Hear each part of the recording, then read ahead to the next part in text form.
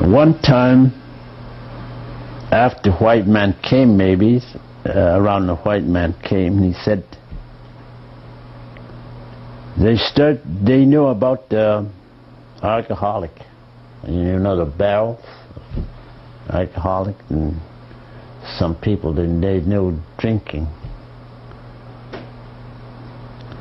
And 3 witches, real power of a devil, just come and walk around, so the people were scary and hardly to see these people. Of course, they're real, no use to laughing around with them.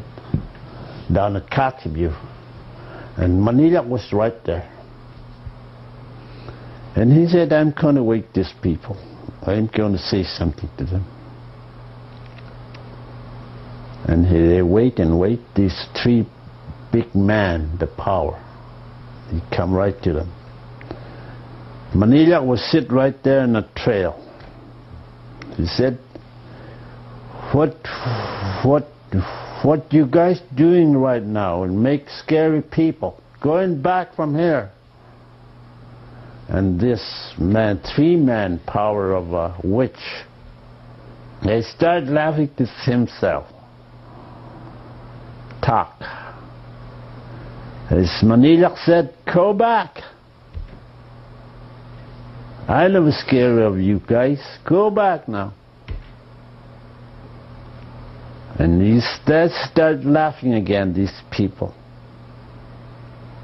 Maniilaq saying again, go back, I'm going to swallow you guys pretty soon. Now these witnesses so laugh. When they try to swallowing us, we have something, we got a good power. They start walking back. And people see at it, kind of scary, the other people. But Maniilaq is never scary. The people, they see it is kind of comfortable. It's not scary with these 3 men, power of a witch, power of a devil. They can kill him right now. The people, they know this real power. They really have power. They're always killing people just by the power of the devil. Now that evening, Maniilaq went to bed. Now that time they had their tents from white people after the white people came. And these 3 men, they talked to each other, and now we have to kill him. Now we go walk over there and kill him. They start walking, and come close to that tent. So bright like this light. Try to check inside. They want to check it, but they can't see nothing inside.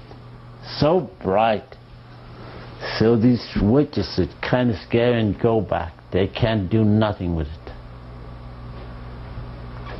That's something.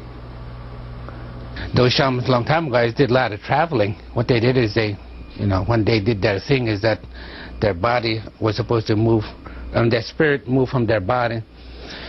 And then long time ago, you're not supposed to touch them like this. If they were in that trance, and usually what they do is they travel in the sky like a little ball of fire.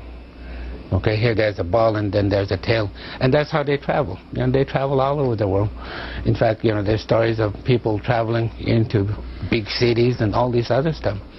The shamans were, of course, offended in a lot of cases, and they tried in their powers to be able to try to do away with him and try to do all kind of things that they normally do with the powers that they have.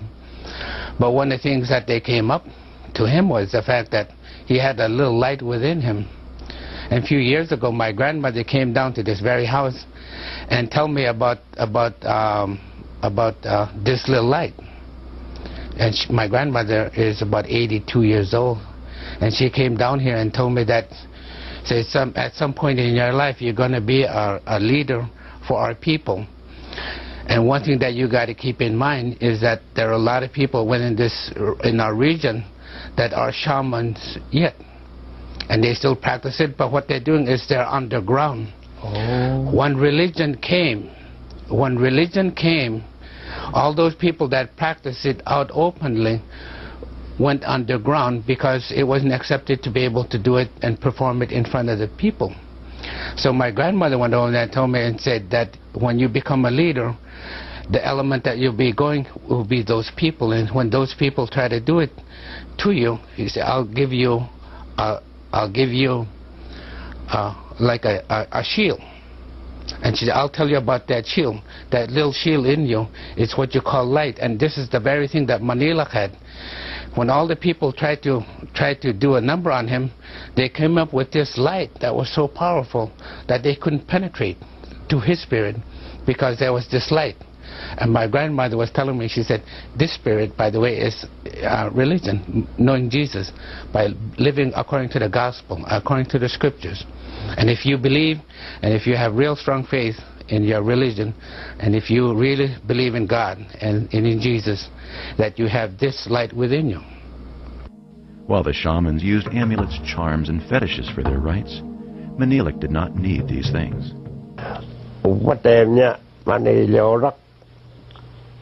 Maniilaq was my father's uncle. They say that he was like that from the beginning. It was his nature.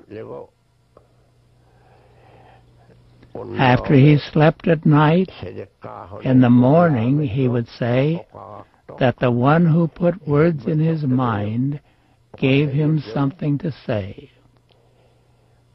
The people living around would say he was practicing to become a shaman. That's what the people said about him. Since he was not practicing shamanism, he said, he was not bothering people at all.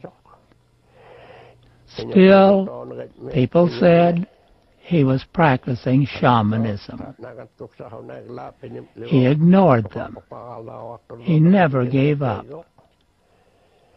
After he slept, he said, the one who gave him words in his mind or dreams gave him something to say, and then he would talk about the predictions.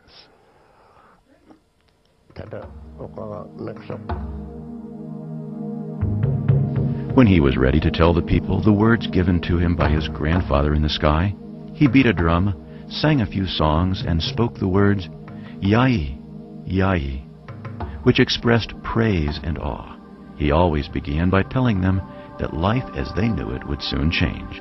They would be freed from their fears and superstitions. Maniilaq's predictions aroused the people's curiosity. Some taunted and ridiculed him. Others listened skeptically. It said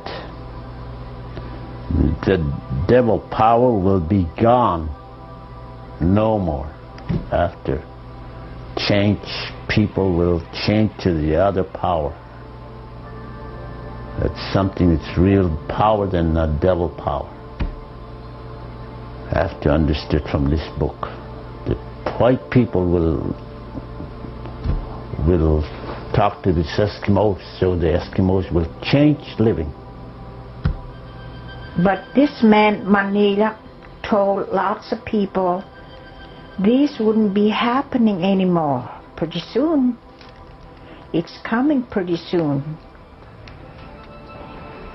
Things gonna be changed. People gonna do whatever they want to. No more krungoks. No more krungoks and uglinaks. Uglinaks means superstitions. Later on, our people living, they won't know anything about that kind. It will go on. They are always telling us, tell the people that time, that way.